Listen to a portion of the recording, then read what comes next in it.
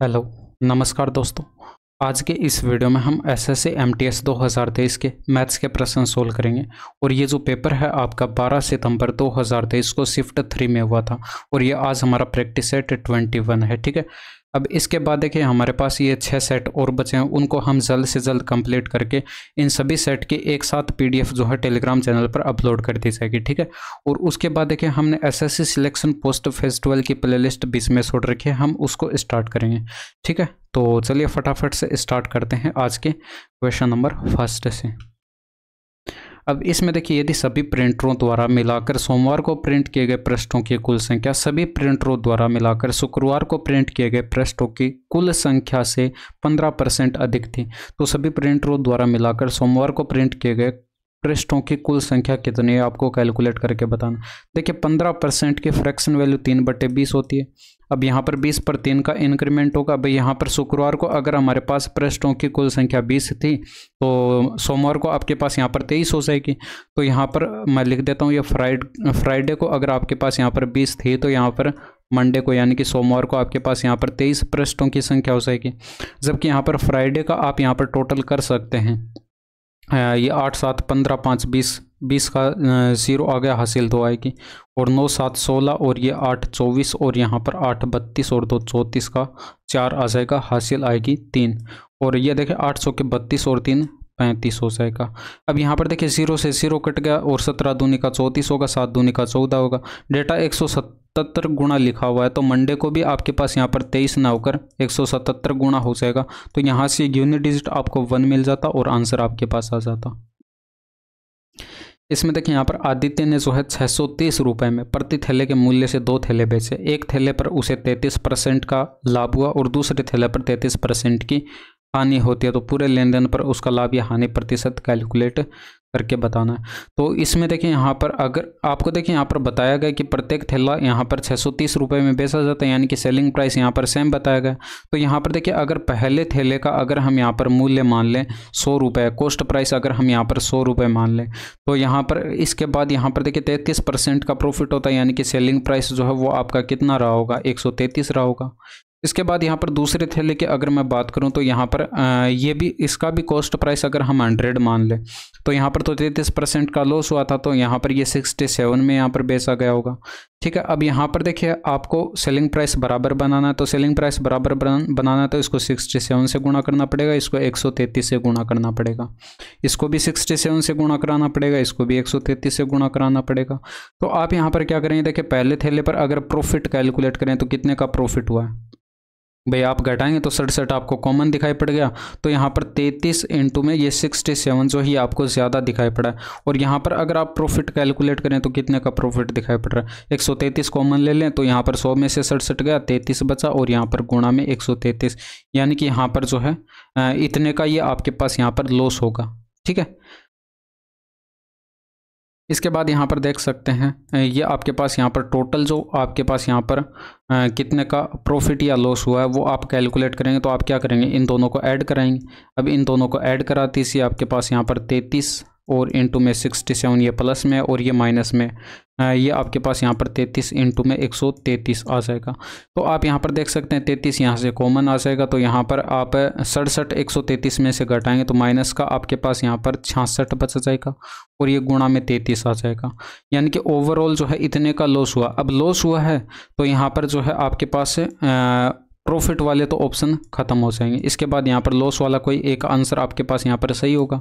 और यहाँ पर आप देख सकते हैं ये जो आपके पास यहाँ पर 66 इंटू में 33 का आपके पास यहाँ पर लॉस हुआ है, ये कितने पर हुआ है, भाई आप इन दोनों को ऐड कराएंगे और इन दोनों को ऐड कराएंगे तो 100 आपके पास कॉमन आ जाएगा और 67 और यहाँ पर 133 ऐड होगा तो 200 बनेगा। तो आप यहाँ पर लिख सकते हैं 200 इंटू में 100, आपके पास ये टोटल कॉस्ट प्राइस था और गुणा में 100 करेंगे परसेंटेज में कैलकुलेट करने के लिए, तो 100 से 100 कट गया और यहाँ पर 2 से ये 66 कट जाएगा 33 बार, और 33 का स्क्वायर होता है हमारे पास 1089 और 1089 बट्टे में हमारे पास 100 बचा था। अब 100 बचा था तो यहाँ पर 2 स्थान पर दशमलव आ जाएगा और यहाँ पर 10.89% का आपके पास यहाँ पर ये माइनस में आएगा, तो ये लॉस को रिप्रेजेंट करेगा, यानी कि इतने का लॉस हो जाएगा। ठीक है, इसमें देखिए निम्नलिखित व्यंजक को सरल करके बताना है। तो सबसे पहले हम ब्रैकेट से स्टार्ट करते हैं। तो यहाँ पर देखिए 3 बचेगा प्लस का, और ये 6 का 18 हो जाएगा। तो यहाँ पर ये 6 आ गया। अब यहाँ पर इस ब्रैकेट की वैल्यू 6, तो यहाँ पर ये 6 घटेगा 3 में से, 6 में से 3 गया तो ये 3 बचा, और 3 का इसमें 6 में डिवाइड करेंगे तो ये वाली ब्रैकेट इससे कट जाएगी। तो 3 आपके पास यहाँ पर 3 दूनी का 6 हो जाएगा। तो 12 दूनी का 24 होगा, और 24 में 6 ऐड करेंगे तो 30 आपके पास आंसर आ जाएगा। बाकी कैलकुलेशन आप कैलकुलेट कर सकते हैं। इसमें देखिए लखनऊ शताब्दी एक्सप्रेस वाराणसी से जो है 3:30 PM पर निकलती है, और उसी दिन 8:30 PM पर जो है लखनऊ पहुंचती है। तो रेलगाड़ी की स्पीड भी आपको यहाँ पर बता दी गई, औसत चाल बता दी गई। तो वाराणसी से लखनऊ की दूरी कितनी है आपको कैलकुलेट करके बतानी। तो यहाँ पर टाइम में डिफरेंस देखिए कितने का, 5 घंटे का टाइम लग गया। 5 घंटे का टाइम लग गया, तो 5 घंटे के दौरान 140 की स्पीड से, 140 किलोमीटर पर आवर की स्पीड से कितनी डिस्टेंस कवर हो जाएगी भाई। आप समय इनटू में स्पीड कराएंगे तो ये आपके पास यहाँ पर 700 किलोमीटर में जो है स्पीड आ जाएगी। अब इसको सोल्व करना है, और इनका हाईएस्ट कॉमन फैक्टर यानी कि महत्तम समापवर्तक HCF आपको कैलकुलेट करके बताना। देखिए कैसे कैलकुलेट करेंगे। यहाँ पर आप इसको क्या लिख सकते हैं, x का क्यूब माइनस का 2 का क्यूब ऐसे लिख सकते हैं। तो यहाँ पर a cube minus b cube का फॉर्मूला लगाएंगे तो ये आपके पास x माइनस का 2 बन गया, और ब्रैकेट के अंदर x स्क्वायर बना, और प्लस के अंदर ए बी बनेगा तो ये आपके पास यहाँ पर 2x आ जाएगा, और ये प्लस के अंदर b का स्क्वायर यानी कि 2 का स्क्वायर करेंगे तो 4 बनेगा। ये इसका मान आ चुका है। अब हम क्या करेंगे, इस ब्रैकेट को सोल्व करेंगे। तो यहाँ पर इस ब्रैकेट को सोल्व करेंगे तो इसमें देखिए x क्यूब माइनस 8 यहाँ पर भी आ रहा है। इसको भी खोलेंगे तो सेम टर्म आपके पास यहाँ पर भी रिपीट होगा, x माइनस का 2 ब्रैकेट के अंदर x स्क्वायर प्लस का 2x, और ये प्लस का 4। ठीक है। अब यहाँ पर जो आपके पास बचा है, बाकी जो बचा है वो हम यहाँ पर सोल्व करें। तो यहाँ पर देखिए माइनस का 6x स्क्वायर है, और प्लस का 12x है। तो माइनस का 6x अगर हम यहाँ से कॉमन ले लें तो ब्रैकेट के अंदर आपके पास इसकी जगह तो देखिए x बचा है, प्लस का x बचेगा, यहाँ पर माइनस का 2 बचेगा। आप इस ब्रैकेट को खोल लीजिए, आपके पास यहाँ पर यही आएगा माइनस का 6x स्क्वायर प्लस का 12x। ठीक है। तो इस तरह से आप इसको चेक भी कर सकते हैं। अब यहाँ पर आप देख सकते हैं, यहाँ पर x माइनस 2 आ रहा है, यहाँ पर भी x माइनस 2 आ रहा है, ये कॉमन आ जाएगा। तो x माइनस का 2 हमने कॉमन ले लिया, x स्क्वायर प्लस का 2x प्लस का 4, और ये माइनस का 6x यहाँ पर बच गया। अब देखिए आपको इतना ज़्यादा कुछ लिखना नहीं पड़ता, आप डायरेक्ट कैलकुलेट करते हैं तो आपके पास यहाँ पर आंसर जल्दी आ जाता है। यहाँ पर ये फटाफट आप देख लेते हैं कि हाँ ऐसा कुछ होगा, ऐसा कुछ होगा। तो यहाँ पर देखिए x माइनस का 2 हो गया, ब्रैकेट के अंदर x स्क्वायर, और यहाँ पर देखिए माइनस का 4x आपके पास बचा है, माइनस का 4x, और यहाँ पर प्लस का 4 बचा है। तो आप इसको लिख क्या सकते हैं भाई, आप इसको लिख सकते हैं x माइनस 2, और यहाँ पर ये आपके पास x माइनस 2 हो जाएगा, और ये आपके पास यहाँ पर क्या बनेगा, x माइनस 2 का होल स्क्वायर का ये आपके पास बन रहा है। ठीक है। एक्स स्क्वायर माइनस 2 का होल स्क्वायर ये बन रहा है, तो ये x माइनस 2 का होल क्यूब आपके पास यहाँ पर बन जाएगा। इसी तरह से यहाँ पर देख सकते हैं ये वाली ब्रैकेट, अगर आप इस ब्रैकेट में से देखिए यहाँ पर x कॉमन ले लें, एक सेकेंड, इसमें देखिए अगर आप यहाँ पर x कॉमन ले लें इस ब्रैकेट में से, तो यहाँ पर आपके पास x कॉमन आ जाएगा। तो ब्रैकेट के अंदर क्या बचेगा, x स्क्वायर माइनस का 4x, और ये आपके पास प्लस का 4 बचा है। ठीक है, इतना बचा है। अब यहाँ पर ये देखिए ये वाले ब्रैकेट सेम बन रही है। यहाँ पर इस ब्रैकेट को हमने x माइनस 2 का होल स्क्वायर लिखा था, तो ये हमारे पास x इंटू में x माइनस 2 का होल स्क्वायर, इसको भी लिख सकते हैं। अब यहाँ पर देखिए ये आपके पास ये तो x प्लस 2 का होल स्क्वायर बनेगा, तो इसको तो यहाँ पर यहाँ पर x प्लस 2 का होल स्क्वायर ये बनेगा भी नहीं, इसमें कुछ जोड़ना और घटाना पड़ेगा। तो आप यहाँ पर देख लीजिए, अब इनके अंदर आपके पास यहाँ पर जो कॉमन आ रहा है वो कॉमन आपके पास यहाँ पर क्या आ रहा है, यहाँ पर देखिए x माइनस 2 आ रहा है, इसमें भी देखिए x माइनस 2 आ रहा है, और इसमें भी x माइनस 2 आ रहा है। यानी कि ये तीनों डेटा जो है हमारे पास x माइनस 2 से डिवाइड है, कंप्लीटली डिवाइड है। और यहाँ पर देखिए मिनिमम पावर लेते हैं, आप मिनिमम पावर लेते हैं तो यहाँ पर मिनिमम पावर आपको 1 दिखाई पड़ रही है, तो x माइनस 2 की पावर 1 यानी कि x माइनस 2 ही आपके पास यहाँ पर हाईएस्ट कॉमन फैक्टर होगा। हाईएस्ट कॉमन फैक्टर होता क्या है, ऐसी बड़ी से बड़ी वैल्यू जिससे यहाँ पर दी गई डेटाएं कंप्लीट डिवाइड हो जाएं। ठीक है, नेक्स्ट देखिए, इसमें देखिए यहाँ पर इनकी क्रमिक छूट के समतुल्य एकल छूट आपको कैलकुलेट करके बतानी है। तो ये तो आसान सा है भाई, आपको यहाँ पर क्या करना है, 10 प्लस का 15 करना है। इन दोनों का एक साथ सक्सेसिव कैलकुलेट करेंगे, माइनस का आप करेंगे 15 इंटू में 10, और ये बट्टे के अंदर 100 हो जाएगा। ठीक है, तो यहाँ पर ये आपके पास 1.5 अगर आप 15 में से घटाएंगे तो ये 13.5 जो है सॉरी यहाँ पर ये 25 बनेगा, 25 में से 1.5 घटाएंगे तो ये 23.5 आपके पास यहाँ पर परसेंटेज में जो है डिस्काउंट आ जाएगा। ठीक है, अब यहाँ पर आप इसका और इसका जो है एक साथ सक्सेसिव कैलकुलेट करेंगे तो ये 23.5 हो गया, प्लस के अंदर 20 करेंगे और ये माइनस का हो गया 23.5 और यहाँ पर इनटू में 20 हो जाएगा, बट्टे के अंदर 100 हो जाएगा। यहाँ पर आप देख सकते हैं ये जो है डेटा आपके पास 20 से 5 बार कटेगा, 5 का इसमें डिवाइड करेंगे तो 500 के 20 हो गया और यहाँ पर 5 सत्ते 35 हो जाएगा, एक स्थान पर दशमलव आ जाएगा। तो आप यहाँ पर क्या करेंगे 43.5 में से आप माइनस करेंगे 4.7, तो यहाँ पर 0.7 घटाया तो 42.8 बच गया और 4 घटाएंगे तो 38.8। आप ज़ीरो भी यहाँ पर आगे लिख सकते हैं, परसेंटेज में आपके पास यहाँ पर सक्सेसिव डिस्काउंट आ जाएगा। एक नाव द्वारा जो है धारा के प्रतिकूल x किलोमीटर की दूरी तय करने में लिया गया समय उसी नाव द्वारा जो है धारा के अनुकूल समान दूरी तय करने में लिए गए समय का 2 गुना है। तो नाव और धारा की चालों का योग आपको कैलकुलेट करके बताना, और धारा की चाल आप यहाँ पर चालों का योग जो है ये आपको दे रखा है 90 किलोमीटर पर आवर, और धारा की चाल का आपको यहाँ पर कैलकुलेट करके बताना है।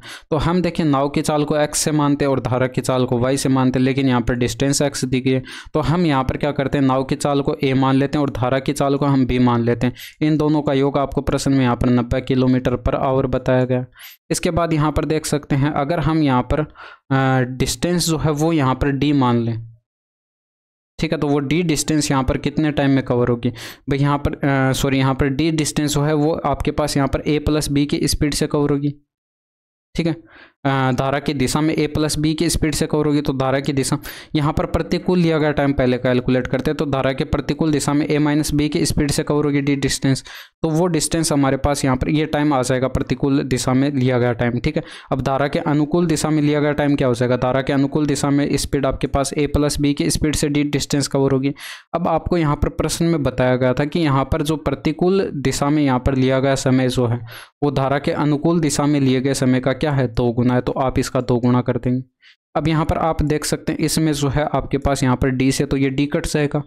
अब यहाँ पर आप a प्लस बी की जगह ये 90 रखेंगे तो यहाँ पर ये 2 से कटेगा 45 आएगा, यानी कि बराबर 1/45 आ गया। तो यहाँ से हमारे पास 1/a माइनस बी बराबर 1/45 है, तो हम a माइनस बी बराबर 45 लिख सकते हैं और ऊपर हमारे पास a प्लस बी बराबर 90 है। तो दोनों इक्वेशन को अगर हम यहाँ पर सोल्व करते हैं तो a बराबर हमारे पास देखिए a बराबर कैलकुलेट करते तो हम 90 प्लस का 45/2 करके कैलकुलेट कर लेते, बट a नाव की चाल थी तो यहाँ पर ये तो हमें कैलकुलेट करना नहीं था, हमें b का मान कैलकुलेट करना था। तो ये हम क्या करते हैं 90 माइनस का 45 करते और बट्टे के अंदर 2 करते, तो यहाँ पर ये आपके पास जो है धारा की चाल आ जाती, ये धारा की चाल आ जाती और ये आपके पास यहाँ पर नाव की चाल थी। नाव की चाल पूछ ही नहीं गई तो ये मैं कैलकुलेट नहीं कर रहा। इसमें देखिए 45/2 आता है, यानी कि 22.5 जो है किलोमीटर पर आवर में जो है ये आपके पास यहाँ पर धारा की चाल आ जाती। ऑप्शन नंबर फर्स्ट आपका यहाँ पर सही आंसर हो जाता।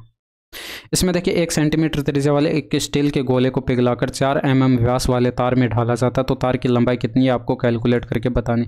तो यहाँ पर वॉल्यूम बराबर होगा और तार क्या होगा बेलनाकार आकार में होगा।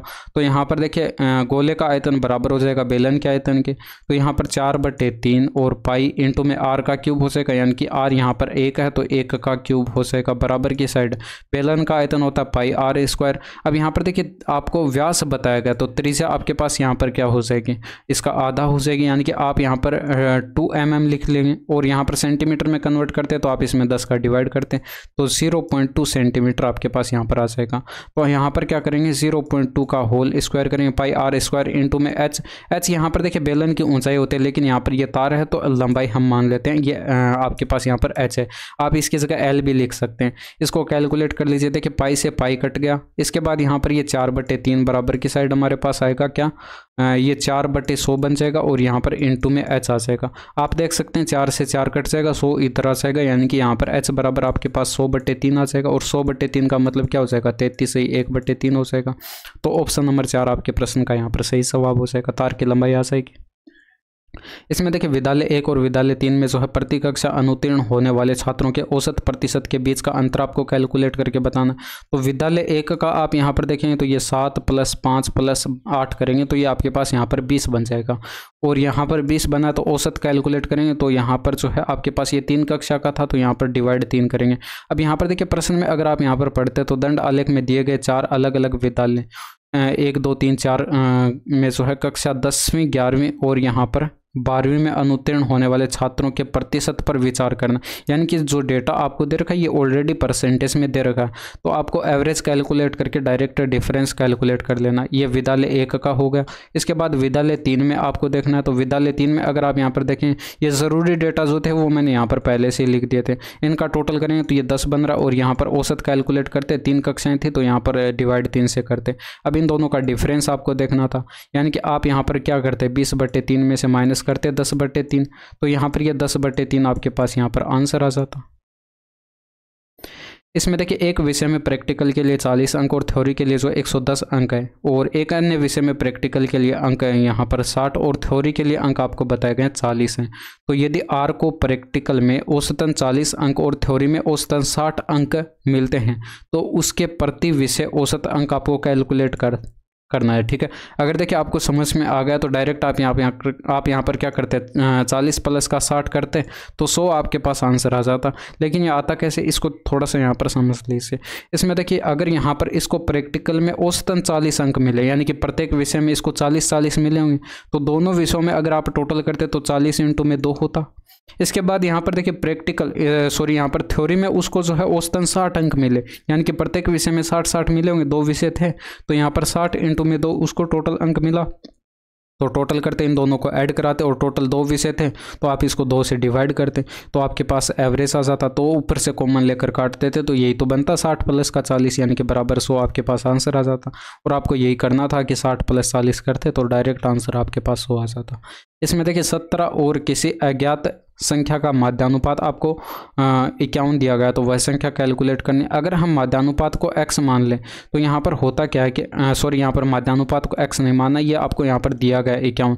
अज्ञात संख्या जो है इसको x मान लेते हैं, तो यहाँ पर माध्यानुपात जो है वो कैलकुलेट करते हैं अंडर रूट के अंदर दोनों संख्याओं की गुणा, यानी कि 17 × में x हो जाएगा, और ये बराबर माध्यानुपात आता है जो कि यहाँ पर आपको यहाँ पर क्या बताएगा, मीन प्रोपोर्शनल आपके पास आता है जो कि आपको यहाँ पर 51 बताया गया।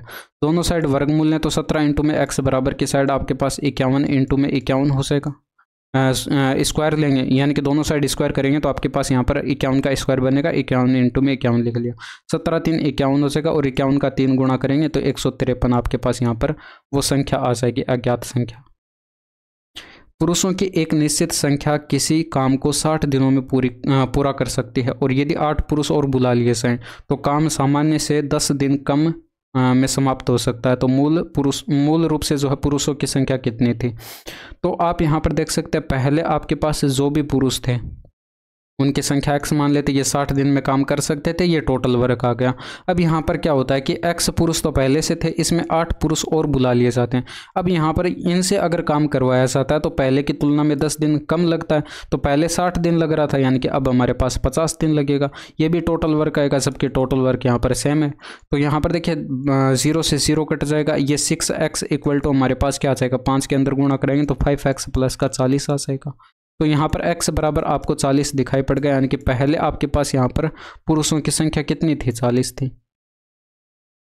अब इसमें देखिए यहाँ पर ये आपको औसत बताया गया, इनका यहाँ पर 10 है, तो यहाँ पर x का मान कैलकुलेट करना, यानी कि अगर यहाँ पर देखिए सभी संख्याएं 10-10 होती है, यानी कि x भी हमारे पास 10 होता तो एवरेज में कोई फ़र्क नहीं पड़ता।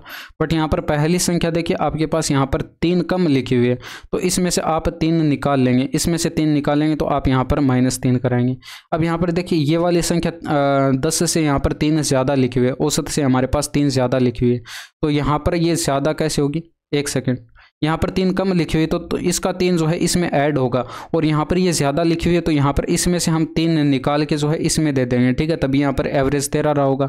इसमें यहाँ पर ये 6 एक्स्ट्रा है, यानी कि इनमें से हम यहाँ पर 6 निकाल के जो है इसको दे देंगे, तभी यहाँ पर एवरेज ये आपके पास ये संख्या 16 रही होगी। अब यहाँ पर देखिए ये वाली संख्या यहाँ पर 1 कम है एवरेज से, यानी कि इसका 1 जो है वो यहाँ पर इसमें ऐड कर देते हैं, ठीक है। अब यहाँ पर ये संख्या क्या हो जाएगी, 3 से 3 कट गया, और यहाँ पर -5 करेंगे 10 में से, तो ये 5 आपके पास यहाँ पर x बराबर हो जाएगा, ठीक है। अब इसमें देखिए उस घनाभ का आयतन कैलकुलेट करके बताना जिसके आयाम आपको यहाँ पर बताए गए, यानी कि घनाभ के आपको यहाँ पर भुजाएं बताई गई L, B और H, और यहाँ पर आयतन आप कैसे कैलकुलेट करते हैं, L, B, H करके कैलकुलेट करते हैं, यानी कि तीनों भुजाओं के आपको आपस में गुणा करानी। तो 7 चौके 28 हो गया, 8 चौके 32 यूनिट डिजिट, हमें 2 मिल गया, खत्म सवाल। इसमें देखिए एक वर्ताकार डिस्क का भार आपको यहाँ पर इसकी त्रिज्या के वर्ग और यहाँ पर उसकी मोटाई के गुणनफल के अनुक्रमानुपाती बताया गया। तो समरूप या समान डिस्क की मोटाई का अनुपात आपको यहाँ पर बताया गया। और यहाँ पर यदि पहली डिस्क का भार दूसरी डिस्क के भार से 4 गुना है, यानी कि वेट का रेशियो आप यहाँ पर प्राप्त कर सकते हैं, तो उनकी त्रिज्याओं का अनुपात आपको कैलकुलेट करके बताना है। तो यहाँ पर देखिए ये जो आपको यहाँ पर बताया गया है भार जो है यानी कि वेट जो है वो आपके पास यहाँ पर डिस्क की त्रिज्या के तो वर्ग के और यहाँ पर उसकी मोटाई के गुणनफल के जो है यहाँ पर अनुक्रमानुपाती बताया गया। तो अगर हम यहाँ पर ये समानुपाती का निशान हटाते हैं तो एक कांस्टेंट वैल्यू के आती है और यहाँ पर इनटू में आर स्क्वायर बी हो जाएगा।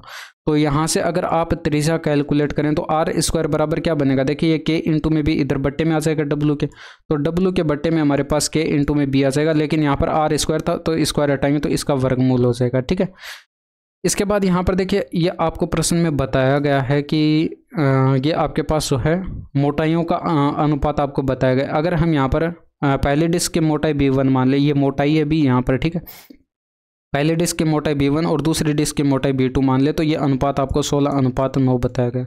इसी तरह से यहाँ पर जो है इनके भार का अनुपात बताया गया। पहली डिस्क का भार अगर W1 और दूसरी वस्तु का वेट जो है वो यहाँ पर डिस्क का जो वेट है वो यहाँ पर हम W2 मान लेते हैं। तो यहाँ पर ये क्या होता है कि पहली डिस्क का इससे 4 गुना बताया गया, तो यहाँ पर ये 4:1 आपके पास इनके भार का अनुपात आ जाएगा। अब यहाँ पर तो आपको तो त्रिज्याओं का अनुपात कैलकुलेट करके बताना था, यानी कि अगर आप यहाँ पर R1 और R2 का रेशियो कैलकुलेट करते तो यहाँ पर फॉर्मूला क्या बनता, इससे देखिए यहाँ पर W1 बटे KB1 बनता और यहाँ पर ये अनुपात और इसके अंदर अंडर के अंदर W2 और बटे के अंदर KB2 बनता। अब यहाँ पर जो है आप इनकी वैल्यू पुट कर देते यूनिट के अंदर, तो यहाँ पर ये आपके पास क्या बनता, कैलकुलेट कर लेते हैं भाई। अंडर के अंदर देखिए W1 की जगह आप यहाँ पर 4 रखते, बटे के अंदर K आता और इनटू के अंदर B1 का मान आप यहाँ पर 16 रखते, अनुपात अंडर के अंदर यहाँ पर W2 की जगह आप 1 रखते और बटे के अंदर K और यहाँ पर B2 की जगह आप 9 रखते। यहाँ पर देखिए 1 बटे अंडर K से तो 1 बटे अंडर K कट ही जाएगा। इसके बाद यहाँ पर देखिए ये 4 से कटेगा, ये 4 चौके 16 होगा और यहाँ पर 1 बटे 4 का अगर आप वर्गमूल लेंगे तो यहाँ पर 1 बटे 2 बनेगा और यहाँ पर 1 बटे 9 का वर्गमूल लेंगे तो 1 बटे 3 बनेगा।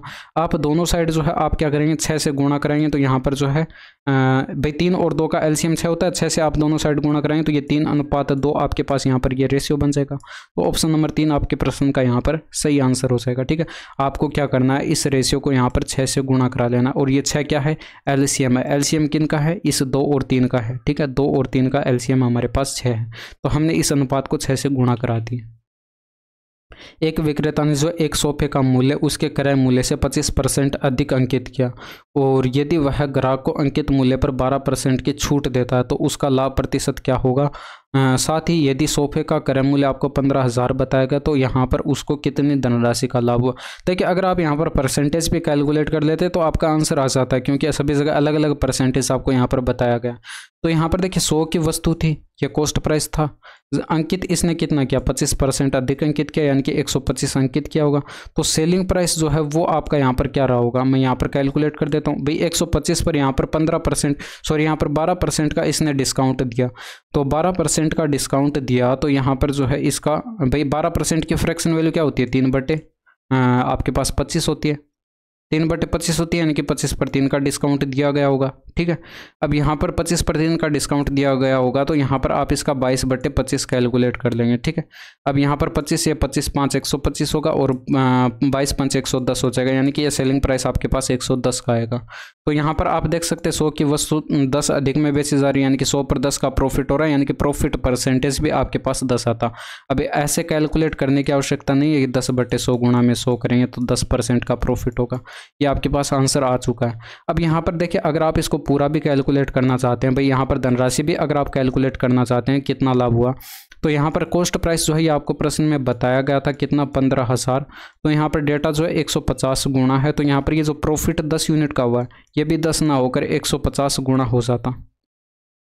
तो यहाँ पर जो है 15,000 का जो है ये आपके पास यहाँ पर प्रॉफिट आ जाता, सॉरी यहाँ पर ये आपके पास 1500 ही आता, 2 0 आते, यहाँ पर 1500 आपके पास यहाँ पर करेक्ट आंसर आ जाता। ठीक है। ऑप्शन नंबर फर्स्ट आपका सही आंसर हो जाता। इसमें देखिए चक्रवर्ती ब्याज पर 15,000 की धनराशि पहले वर्ष, दूसरे वर्ष और तीसरे वर्ष के लिए जो है क्रम से 4%, 5%, 6% और वार्षिक दर से जो है 3 वर्ष के लिए ऋण पर दी गई थी, जो वार्षिक रूप से संयोजित होती है। तो 3 वर्ष का चक्रवर्ती ब्याज आपको कैलकुलेट करके बताना। देखिए 15,000 पर पहले वर्ष के लिए 4% का ब्याज मिलता, तो 15,000 का आप 4% कैलकुलेट करते तो ये आपके पास यहाँ पर बराबर के साइड कितना आता, 600 आता। ठीक है, यानी कि 600 का आपके पास यहाँ पर ये कंपाउंड इंटरेस्ट मिला, जबकि राशि कितनी थी, 15,000 की थी। अब यहाँ पर 15,000 पर ये आपके पास 600 का ब्याज मिल चुका है। अब राशि कितनी हो चुकी है, 15,600 की हो चुकी है। ठीक है, अब यहाँ पर इस पर देखिए अगले वर्ष जो है 5% का ब्याज मिलेगा, तो इसका 5% कैलकुलेट करेंगे तो ये हमारे पास कितना हो जाएगा, 2 0 से 2 0 कट गए, 5 के 30 हो जाएगा, हासिल 3 आएगी, 15 5 75 और 3 78 हो जाएगा। 780 का ब्याज मिला, 780 इसमें ऐड कराते प्रिंसिपल में, तो अब हमारे पास वो धनराशि क्या हो जाएगी भाई, ये आपके पास यहाँ पर 16,380 हो जाती। 16,380 पर आप यहाँ पर देखिए अब तीसरे वर्ष देखिए 6% का ब्याज कैलकुलेट करते हैं, तो इसका 6% कितना हो जाता, 1 0 से तो 1 0 कट जाता, 6 की गुणा कराते तो 8 6 के 48 का 8 आ जाता, हासिल 4 आती, 4 6 3 का 18 और 4 22 का 2 आ जाता। फिर यहाँ पर हासिल 2 आती, 6 6 36 और 2 38 का 8 आ जाता। फिर हासिल जो है 3 आती, 6 3 9 हो जाता और एक स्थान पर 10 आ जाता। इतने का यहाँ पर ब्याज मिला। अब यहाँ पर ये कंपाउंड इंटरेस्ट जो है आपको टोटल कंपाउंड इंटरेस्ट कैलकुलेट करके बताना था, यानी कि इन तीनों को आप ऐड कर लेते हैं तो यहाँ पर ये कितने का बन रहा है, लास्ट में देखिए 0.8 आएगा। आप यहाँ पर 8.0 लिख सकते हैं, तो यहाँ पर 8.0 आपको 2 ऑप्शन में दिखाई पड़ रहा है, ये दोनों ऑप्शन यहाँ पर हट जाएंगे। इसके बाद यहाँ पर देखिए टोटल करते तो ये 2 बनता और ये 8 8 16 का 6 बनता, हासिल 1 आती और यहाँ पर 22 और ये आपके पास 1 23 हो जाता, यानी कि ये आपको यहाँ पर ऑप्शन नंबर 2 में दिखाई पड़ रहा है। आंसर आप यहाँ पर लगा देते। ठीक है, अब इसमें देखिए एक निश्चित धनराशि पर 10% वार्षिक दर से 2 वर्ष और 3 वर्ष के साधारण ब्याज में अंतर आपको यहाँ पर बताया गया 500 रुपये का अंतर है, तो वह धनराशि कैलकुलेट करके बतानी। तो सबसे पहले तो यहाँ पर वर्षों में डिफरेंस देखिए कितने का, 1 वर्ष का यहाँ पर डिफरेंस है। अब 1 वर्ष का डिफरेंस है तो इसी 1 वर्ष के दौरान जो है यहाँ पर ये 500 रुपये का ब्याज मिला होगा। अब 1 वर्ष के दौरान 500 रुपये का ब्याज मिला और वार्षिक रेट ऑफ इंटरेस्ट आपको 10% बताए गए, तो इसी 10% के कारण यहाँ पर 500 रुपये का ब्याज मिला होगा। तो यहाँ पर जो आपके पास प्रिंसिपल था वो अपने आप में 100% था, मूलधन आपके पास 100% था, तो यहाँ पर ये कितना हो जाएगा। अभी ये देखिए डेटा आपके पास यहाँ पर 50 गुना लिखा हुआ है, तो ये भी 50 गुना हो जाता है, यानी कि 5,000 जो है ये आपके पास यहाँ पर प्रिंसिपल मूलधन रहा होगा। इसमें देखिए ए और बी जो है किसी काम को 10 दिन में कर सकते हैं और बी और सी जो है उसी काम को 15 दिन में कर सकते हैं। यदि ए सी से 2 गुना अच्छा काम करता है तो ज्ञात कीजिए कि बी अकेले इस काम को कितने समय में पूरा कर सकता है। इसमें देखिए ए और यहाँ पर बी ये दोनों मिलकर जो है ये 10 दिन में कर सकते हैं, जबकि बी और ये सी जो है ये दोनों मिलकर ये 15 दिन में कर सकते हैं। तो यहाँ पर देखिए अगर आप दोनों का एलसीएम लेते तो ये आपके पास यहाँ पर 30 आता, 3 यूनिट इन दोनों की एफिशिएंसी हो जाती, 2 यूनिट इन दोनों की मिलाकर हो जाती। आपसे यहाँ पर बोला गया कि यहाँ पर ए जो है ये सी से 2 गुना अच्छा काम करता है, तो यहाँ पर इनकी एफिशिएंसी का रेशियो हमारे पास यहाँ पर दे दिया गया है।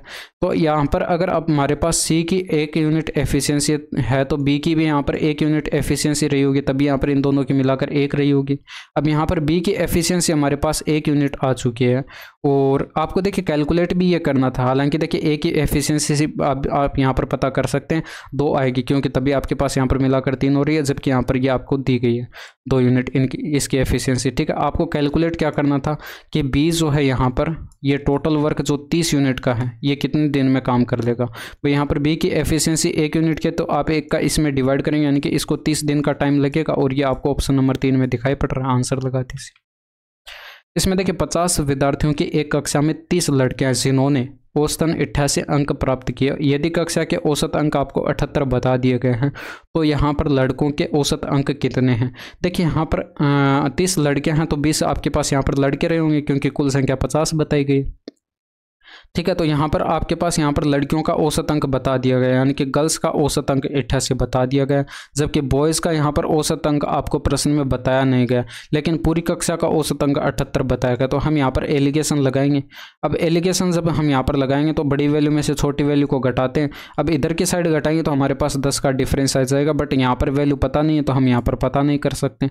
लेकिन यहाँ पर आपको ये पता है कि ये गर्ल्स एंड बॉयज़ का रेशियो हमारे पास यहाँ पर बनेगा और यहाँ पर ये रेशियो हम पता कर सकते हैं। 30 लड़कियां बताई गई थी तो 20 लड़के थे।